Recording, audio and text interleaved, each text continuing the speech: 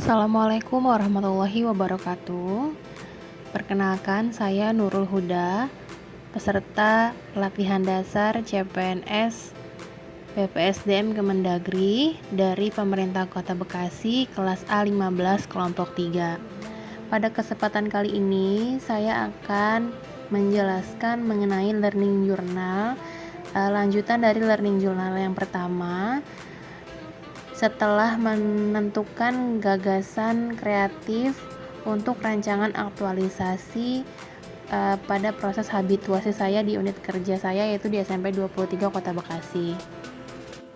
Setelah sebelumnya saya melakukan identifikasi isu menggunakan teknik USG, kemudian mencari faktor penyebab core isu dengan teknik fishbone, dan ditemukan gagasan kreatif berupa penyelenggaraan layanan bimbingan kelompok untuk siswa menggunakan Zoom.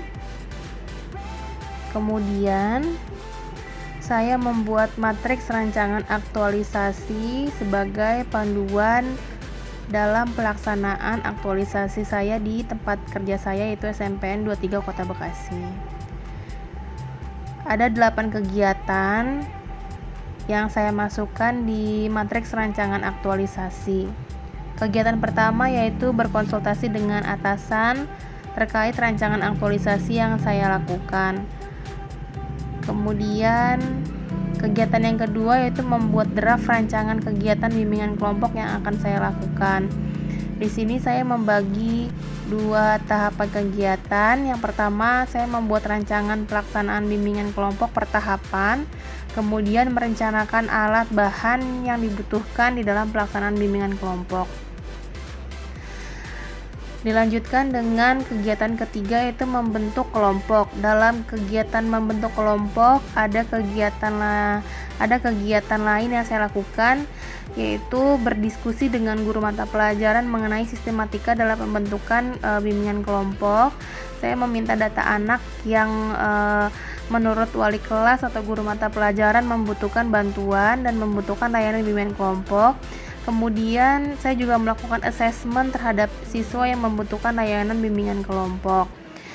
Kegiatan keempat yaitu saya menyusun waktu pelaksanaan bimbingan kelompok. Saya menyesuaikan jadwal bimbingan kelompok yang akan saya lakukan kepada siswa. Saya membuatnya dalam timeline secara terperinci sehingga setiap anak mendapatkan haknya mendapatkan layanan bimbingan kelompok sama seperti semua anak, tidak dibeda-bedakan.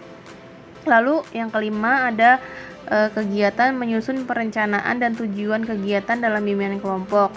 Dalam kegiatan ini saya menyusun bagaimana pelaksanaan layanan bimbingan kelompok itu dilaksanakan per tahapan dan tujuan apa yang akan saya capai dari setiap tahapan itu, sehingga saya fokus pada tujuan agar dapat tercapai sesuai dengan rencana yang sudah saya buat sebelumnya. Kemudian ada kegiatan yang keenam, yaitu melaksanakan bimbingan kelompok untuk meningkatkan motivasi belajar siswa. Dalam kegiatan bimbingan kelompok terdiri dari tahap pembentukan, tahap peralihan, tahap kegiatan, dan tahap pengakhiran. Kemudian yang terakhir, saya melakukan evaluasi dan tindak lanjut dari layanan bimbingan kelompok yang sudah saya lakukan. Ada dengan cara memberikan kuesioner atau angket evaluasi pelaksanaan layanan dan melakukan pendampingan terhadap siswa yang membutuhkan layanan lebih lanjut, dan melihat apakah ada kebutuhan layanan tambahan setelah dilakukan layanan bimbingan kelompok. Kemudian sebagai bentuk tanggung jawab, saya akan melaporkan hasil kegiatan kepada mentor, yaitu Kepala Sekolah SMPN 23 Bekasi, di mana saya akan melaporkan bagaimana pelaksanaan bimbingan kelompok, kendalanya apa dan apa hasil yang saya dapatkan. Itu dari rancangan kegiatan aktualisasi. Kemudian ada rencana jadwal kegiatannya. Saya membuat rencana dalam 6 minggu waktu habituasi di sekolah. Untuk agenda pertama yaitu konsultasi dengan atasan langsung, kemudian membuat draft rancangan kegiatan bimbingan kelompok, kemudian membuat kelompok dan menyusun waktu pelaksanaan bimbingan kelompok.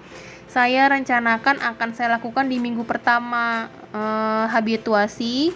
Kemudian untuk kegiatan menyusun perencanaan dan tujuan kegiatan dalam bimbingan kelompok, saya akan lakukan di minggu pertama dan minggu kedua habituasi. Kemudian untuk kegiatan melaksanakan bimbingan kelompok untuk meningkatkan motivasi belajar siswa, saya akan lakukan dalam 4 minggu, mengingat tidak hanya sedikit siswa yang akan mendapatkan layanan, jadi saya spare waktu dalam 4 minggu hingga minggu kelima. Nah, di minggu terakhir saya akan melakukan evaluasi dan tindak lanjut yang dibutuhkan setelah melakukan layanan bimbingan kelompok dan akan melaporkan hasil kegiatan kepada mentor. Sampai di situ learning journal dari rancangan aktualisasi saya. Terima kasih. Wassalamualaikum warahmatullahi wabarakatuh.